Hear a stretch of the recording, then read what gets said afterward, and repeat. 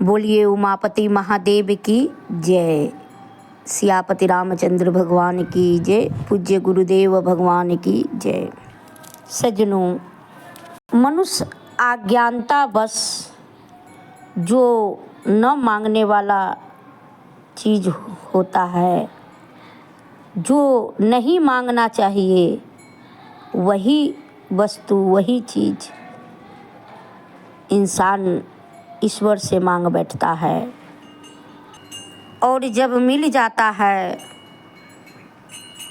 तो वह फिर दुखी हो जाता है, फिर परेशान होने लगता है, वो अशांत हो जाता है और मनुष्य तब तक दुखी रहता है जब तक उसे सही दिशा नहीं मिल जाता है।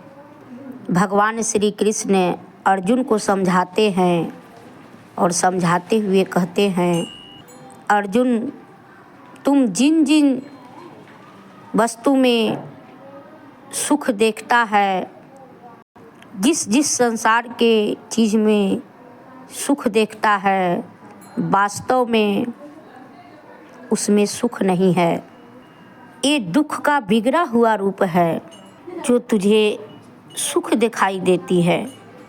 वास्तव में संसार में कहीं सुख नहीं है, लेकिन इंसान को भासता है।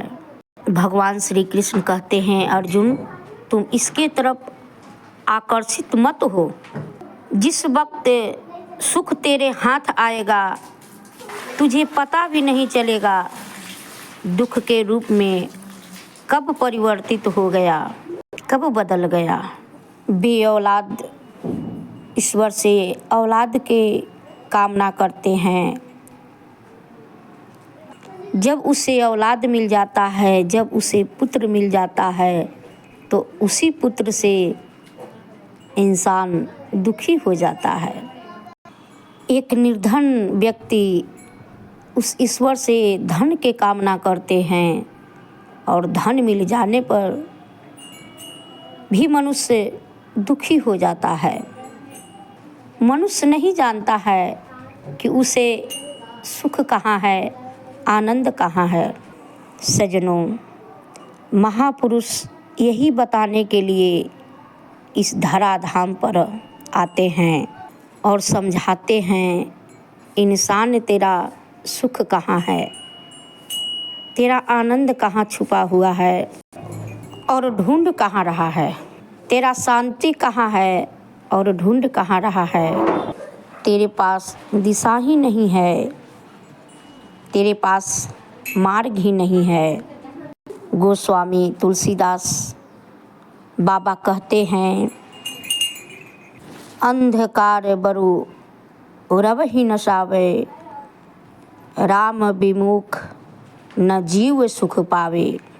कहते हैं कि मान लिया कि अंधकार ने सूरज को भगा दिया, लेकिन ऐसा नहीं है।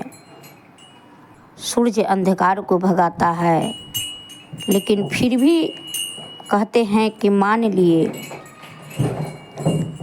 लेकिन राम विमुख न जीव सुख पावा। ये नहीं मैं मान सकता कि राम से विमुख होकर मनुष्य कभी सुखी रह सकता है।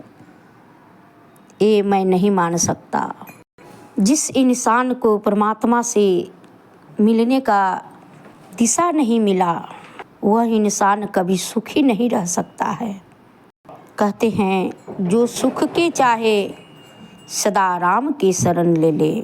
मनुष्य, अगर तू सुखी रहना चाहता है तो फिर राम को शरण लेना ही पड़ेगा।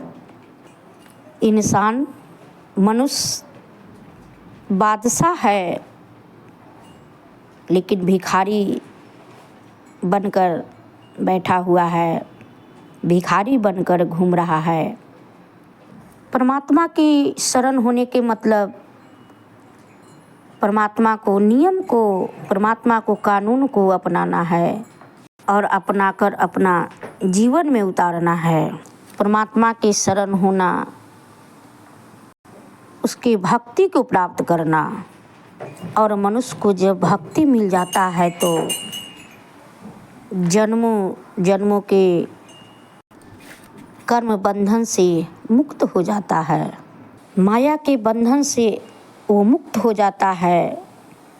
भक्ति उसे बंधन काट देती है, स्वतंत्र कर देती है सज्जनों। और भक्ति बिना सत्संग के कहाँ प्राप्त होगी, बिना सत्संग के मिलने वाली बात नहीं है। और सत्संग का अर्थ ही होता है जब तक सत्य के संग जुड़ न जाए, जब तक सत्य के साथ संग न कर ले। पुण्य पूंजी बिनि मिले न संता, सत्य संगत संस्कृति करे अंता।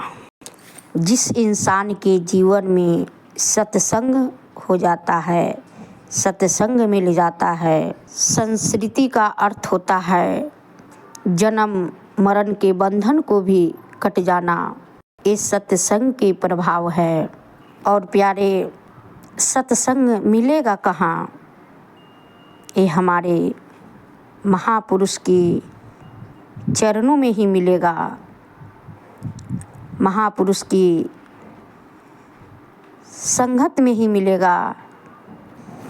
कहते हैं कि जो सतगुरु होते हैं ब्रह्म ज्ञानी, उनकी चरणों में मुक्ति रानी भरती है पानी।